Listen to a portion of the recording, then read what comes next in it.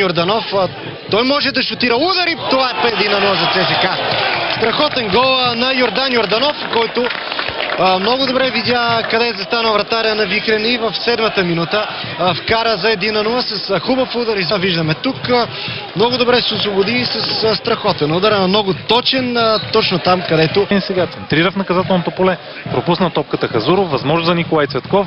Той има тежък удар, удар на Цветков и 2-0 за ЦСКА в 10-та минута от Сандански, но тук на техния стадион лично аз очаквах да противодейства. Може би това ще стане след като премине тази атака на ЦСКА. Възможност удари 3-0.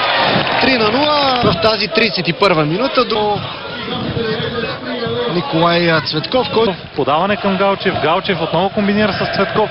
Възможност за нещо любопитно. Пас и нов гол в мрежата на Вихрен Сандански. Автор е Костадин Хазуров. 33-та минута, 0-4. Пя да си спре топката. Сега нова възможност. Няма засада Йордано. Хазуров премина вратаря и 5-0.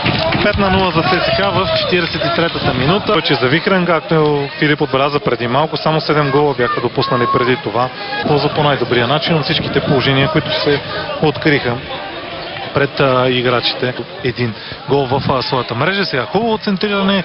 Ударна и Бранеков си отбелязва. Колев 1-5 в... но все пак първи гол